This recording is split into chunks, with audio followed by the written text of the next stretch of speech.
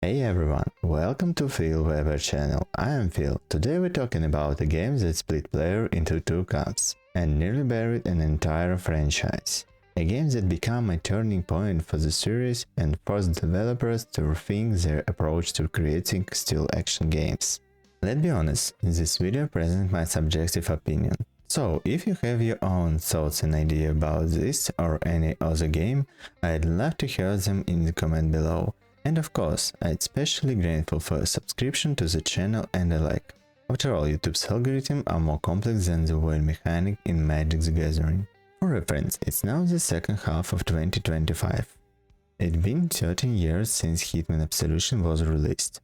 Yes, today we're discussing the black sheep of the Hitman series. A game that received mixed review from critics from 66% at PC Gamer to 19% at IGN. Project that sold millions of copies, but still forced developers to return to their roots in subsequent series projects. Developers who shattered fan expectations, but delivered an excellent story-driven still action game of its time, one that rightfully stands alongside the games of its year. It was remembered the condition under which the game was released. 2012 was rich with excellent games, titles like Mass Effect 3, Dishonored, Far Cry 3 and Borderlands 2. It was a year when the industry actively experimented with the cinematography and narrative.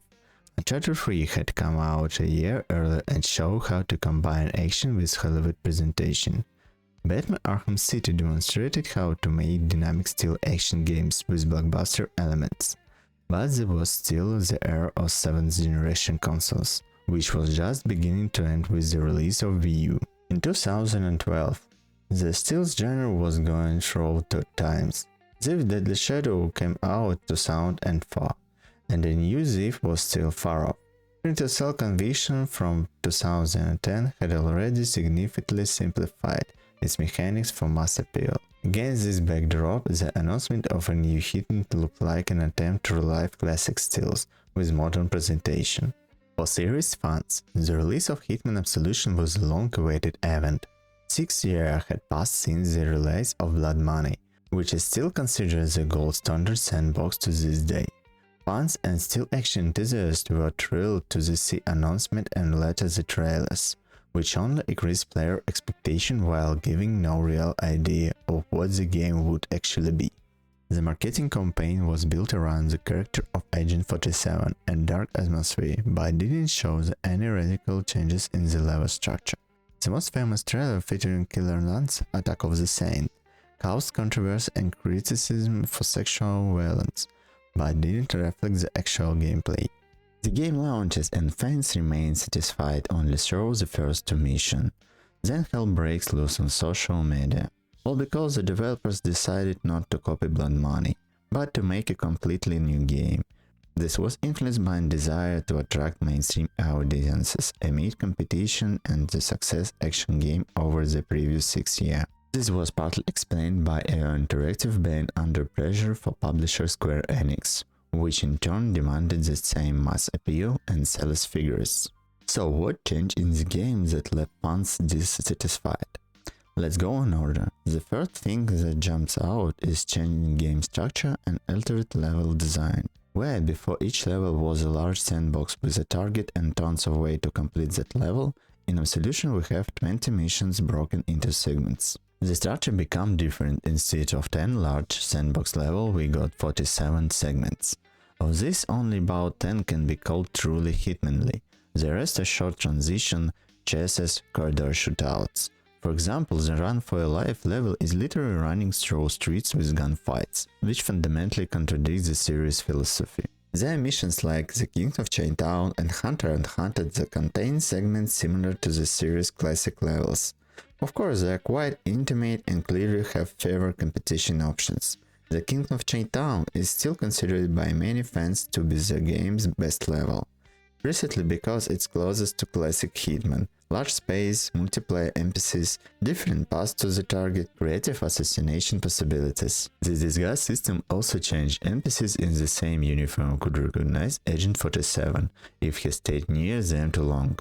This significantly changed gameplay, where instead of calm planning, you had to constantly run and hide. There were actually two other things received ambitiously: Instinct and the checkpoint system. For reference, Instinct is an analog to detective mechanics that highlight important objects, enemies, and targets. You can also use it to improve stealth for a few seconds provided the agent has already changed costume. Instinct is also spent for quick elimination of multiple enemies at the same time, like what's in Fallout New Vegas. The point shooting system allowed slowing time, marking up to 4 targets and automatically eliminating them. This was directly borrowed from Splinter Cell Conviction. The system worked effectively, but many considered it cheating. On higher difficulties, Instinct ran out quickly, making point shooting unavailable at critical moments. I don't even want to talk about the checkpoint system, it just exists. Most of the time it's unnecessary. On harder levels it's basically absent. But the checkpoint problem ran deeper. When loading, all NPCs returned to starting position, enemy bodies disappeared, dialogue is reset. This turned experimentation into torture, especially considering that checkpoints were placed extremely uncomfortable. Alright, to be completely honest, there was another important change. Of course, such things usually aren't noticed or even discussed. IO Interactive used a new Gracie engine version 2, which gave the game not only graphics but also UI. Enemies with a new UI could lose the agent from signal if he simply crouched behind a small obstacle, but at the same time instantly detect him through walls on other end of location. It was nothing that Gracie 2 was revolutionary for its time, crow physics, detail, animation, advanced lighting, but the eye suffered from the growing pains of the new engine. This AI is, to some extent, still with us today, as the latest trilogy uses the same Gracie engine, albeit in a more advanced version. Many NPC behavior features we see in modern series game trace back to Absolution. For Gracie's debut, this was a magnificent result. The developers actually improved agent control and reworked the hand-to-hand combat system compared to Blood Money. And as we can see from the trilogy, everything was done excellently. The hand-to-hand combat system became more cinematic and varied. Agent 47 could use the environment for elimination, smash head against walls, push down stairs, down in sinks. Animation becomes smooth and brutal at the same time.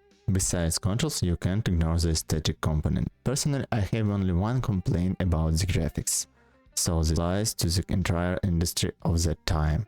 It is the dumb highs and some inexplicable blur, as if I forgot to put on my glasses or the camera lost focus. Otherwise, the graphics in Absolution are gorgeous, a groundbreaking for this year. Character detail was at the level of top games of that time. NPC faces animated naturally, clothing wrinkled realistically, environments were filled with small details. Especially impressive were crowds of people in Market Scene or hotel where dozens of unique characters with their own animation were present. Cutscenes were shot and edited like a real film noir. Cinematic techniques were used, sharp plan changes, dramatic lighting, symbolic details. The Diana assassination scene in the shower became iconic precisely because of the directorial work.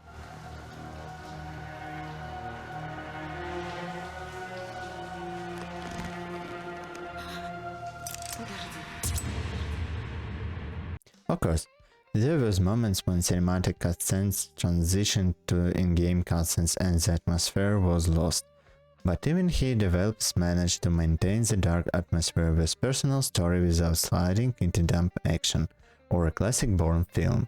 The game created a unique grindhouse film atmosphere, brutal, stylish, slightly absurd. This was bold for 2012, when most games strived for seriousness and realism. And now, 30 years later, Hitman Absolution turns out to be a good game. Just a few years ago, I would have had a worse opinion of the game than now. The main advantage that became apparent over the years is that the game works perfectly as a single playthrough. And what a surprise it was for me is that this was enough to enjoy the game and get real pleasure. In the era when most games require dozens of hours and endless grinding, Absolution offers an absolutely complete experience in just a couple of evenings. Perhaps the linear structure killed the lion's share of variability, but Absolution allows playing different sections as action game, simply shooting everywhere, left and right. Here, interesting paradox open up. What was criticized as a depart from the series actually expand possibilities. Players can choose their playstyle depending on mood, tales, or action, and both approaches work organically. In my opinion, this is excellent variability given the plot and level context, where everyone already knows who Agent 47 is, and he is being actively hunted. Absolution's fixed level structure no longer seems like a disadvantage in the era of open worlds and procedurally generated locations. Here, every segment is carefully designed. Every ambush and escape route is logically woven into the narrative. Over time, attitudes towards characters like Lenny the Limp and Blake Dexter have also changed. Today they are perceived as charismatic villains in Quentin Tarantino style. Their character nature doesn't look stupid but stylish.